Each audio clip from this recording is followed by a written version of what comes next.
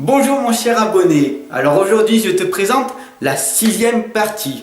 Alors oui, je sais que les 5 premières parties pour toi ça a peut-être été un peu long. C'est la 6e partie et tu vas voir, la 7e, 8e, 9e, 10e, ce sera fait de mieux en mieux. Voilà, je te souhaite un bon visionnage. C'est déjà tout préparé.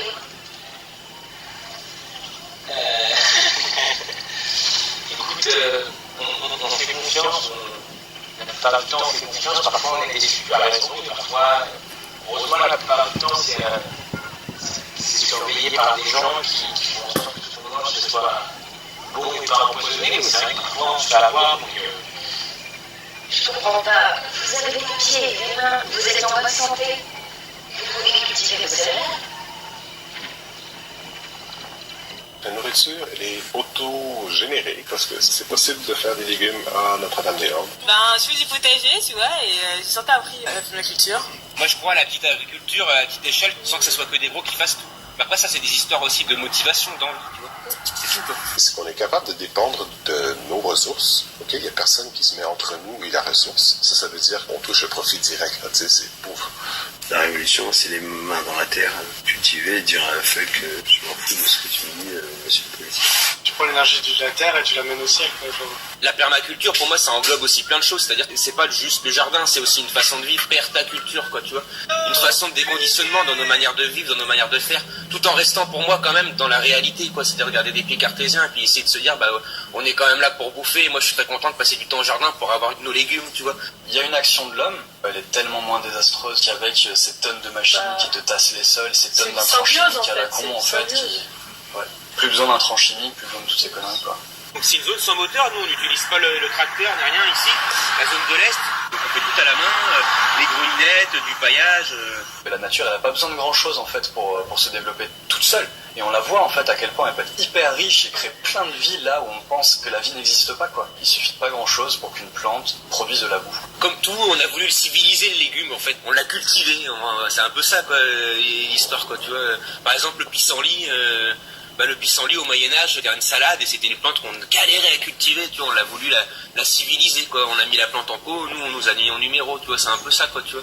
Et cette plante là on galérait à la cultiver et tout, maintenant c'est devenu une plante sauvage, tu vois, c'est devenu une plante qui pousse dans la nature. Et c'est pareil avec tous les légumes en fait, c'est-à-dire que ce qui se passe un peu ici, c'est qu'il y a eu des gens qui ont eu des énergies, qui ont fait des potagers, qui ont planté des choses, puis des fois ces potagers ils sont même abandonnés, les gens ils s'en occupent plus. Par contre les légumes ils sont montés en graines, et puis les graines elles tombent dans le sol, et puis il y a des légumes qui repartent l'année d'après, et puis des gens qu'est-ce qu'ils font, ils se promènent et puis ils refont de la cueillette quoi. Donc il y a cet instinct un peu qui revient. Ouais, la saison des mûres, c'est un truc de ouf ici. Il y a des mûres partout, tu marches, le petit déjeuner. Il y a des cassis partout aussi. Manger des fruits sauvages, c'est quand même quelque chose qui n'est pas donné à l'heure actuelle. Aller chercher la nourriture dans un arbre, faire des recherches, s'y connaître en ceci, cela. Plein de bibliothèques en fait ici sur zone aussi. Il y a plein d'ouvrages sur des designs permacoles, de forêts comestibles et des trucs. Et les anciens ils faisaient ça aussi, ils plantaient les arbres sur butte parce que une butte là, si je plante mon arbre au niveau du sol, s'il va pleuvoir et tout ça, ça va être plein d'eau, ça va pourrir ma racine et puis l'arbre il aura moins de chances que là il a un système beaucoup plus aérien, il va pouvoir derrière se développer bien plus facilement et puis il est au-dessus de l'eau quoi, il va pas crever dans la flotte, c'est tout fait dans l'eau. T'as juste une autorégulation du truc quoi, t'as pas besoin de l'action de l'homme une fois en fait qu'elle est lancée, dès que t'es en sous-bois et que t'arrives à avoir les quelques fruitiers, après t'as les buissonneux, les framboisiers, machin, cassis, puis t'as les buttes. En fait t'as un système où t'as plus à foutre de flotte dans l'histoire. C'est plus de l'exploitation, c'est de l'harmonie en fait. C'est ça. Les poireaux et la carotte, je parle de ces deux légumes là parce que c'est des légumes qui vont s'entraider mutuellement. Ils se repoussent les mouches de la carotte et du poireau, ça peut ravager toute une culture. Je veux dire, si t'as que des poireaux, il y a la mouche qui arrive, et boum, ça va ravager toute la culture, que là, t'auras plusieurs légumes entre eux, ils vont s'entraider.